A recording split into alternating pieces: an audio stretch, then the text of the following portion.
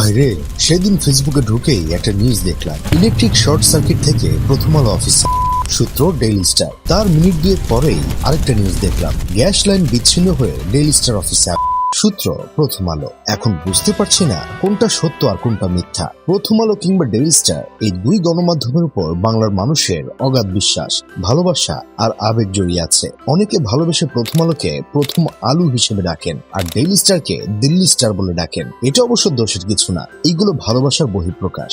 সত্যি কথা বলতে কি ভাই, প্রথম আলো গণমাধ্যমকে, দুঃখিত মাফ করবেন, প্রথম আলো গণমাধ্যমকে আমি এতটাই বিশ্বাস করি যতটা বিশ্বাস ড্যানিয়েল ওয়েবার তার স্ত্রী সানি লিওনকে করে। ড্যানিয়েল ওয়েবার যেমন বিশ্বাস করে তার স্ত্রী সানি লিওন সে বাদে অন্য কোনো পুরুষের সাথে 19-20 করে নাই, তার জিনিস সে বাদে অন্য কোনো বেড়া মানুষ জীবনও দেখে নাই, ঠিক তেমনি ভাবে আমি বিশ্বাস করি প্রথম আলো কোনোদিন ভারতের দালালি করে নাই। তারা যা প্রকাশ করেছে সব সত্য প্রকাশ করেছে, এইখানে কোনো মিথ্যা নাই। আপনি নিজ চোখে যেটা দেখবেন সেটা কখনোই বিশ্বাস করবেন না, বরং প্রথম আলো যেটা বলবে সেটা বিশ্বাস করবেন। কারণ আপনি ভুল দেখতে পারেন, আপনার চোখ মিথ্যা হতে পারে, মাগার প্রথম আলো মিথ্যা হতে পারে না। ফাফরবাজ টিভির সিনিয়র সাংবাদিক আবুল বিন কাশিমের তথ্য মতে ইলেকট্রিক শর্ট সার্কিট থেকেও লাগেনি, কিংবা গ্যাস লাইন বিচ্ছিন্ন হয়ে লাগেনি, লেগেছে মশার কোয়েল থেকে। 19-12-25 দিবাগত রাতে শহর যখন গভীর ঘুমে, তখন ইতিহাস জেগে উঠল একটি মশার কোয়েল থেকে। হ্যাঁ, সেই নিরীহ মশার কোয়েলই হঠাৎ করে বিপ্লবী চেতনায় উদ্বুদ্ধ হয়ে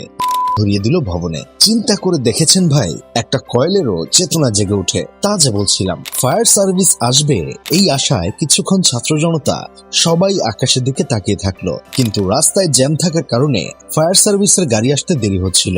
এই ফাঁকে ছাত্র জনতা দায়িত্ব কাঁধে তুলে নিল। পরিস্থিতি যখন হাতের বাইরে, তখন কিছু ছাত্র ভিতরে ঢুকে প্রথম আলো পত্রিকার যাবতীয় আসবাবপত্র এমন নিষ্ঠার সাথে বের করতে লাগলো যেন নিজের বাসার জিনিসপত্র সরাচ্ছে। ফাইল, চেয়ার, টেবিল সবাই নিরাপদ, শুধু ভবনটা বাদে আর কি। এই মহান কাজ করতে গিয়ে কিছু ছাত্র জনতা ভিতরে আটকে পড়লো। পরে ফায়ার সার্ভিসের লোকেরা এসে তাদের উদ্ধার করে। এমন মানবিক কাজ দেখে দেশের সুশীল সমাজ বলছে, মানবতার আম্মা ভারতে চলে গেলেও বাংলাদেশে এখনো মানবতা আছে। এই ঘটনাটাই উজ্জ্বল উদাহরণ। শুধু তাই না, 19 তারিখ রাতে ছাত্র জনতা আরো একটি মানবিক কাজ করে। সেদিন রাতে ভূমিকম্পে ধানমন্ডি 32-এ একটি বাড়ি হয়ে যায়। তখন ফায়ার সার্ভিসের সাথে উদ্ধার কাজ করেন ছাত্র জনতা। এইসব দেখে আমার বন্ধু কেরামত বলতেছে, একটা জিনিস ভেবে দেখছিস, যখন পুরো দেশ হাদি ভাইয়ের জন্য কাঁদতেছে, তখন মেট্রো রেল আর বিটিভির জন্য যারা কাঁদছিল তারা সেম কাঁদতেছে প্রথম আলো আর ডেইলি স্টারের জন্য।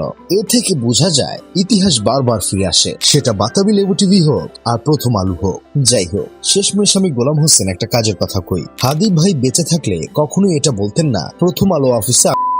এটা যারা করেছে অন্যায় করেছে, কিন্তু জনতার ক্ষোভ বলেও তো একটা কথা আছে। প্রথম আলো ডেইলি স্টার 3 দিন পর ঠিক হয়ে যাবে, 10 দিনের মাথায় রিনোভেট করে ফেলবে, 1 বছরের মধ্যে নতুন জায়গা ও বিল্ডিং পেয়ে যাবে, সরকারি ব্যবস্থা করে দিবে। আমরা এইসবে ফোকাস না দিয়ে হাদি হত্যা বিচার চাই।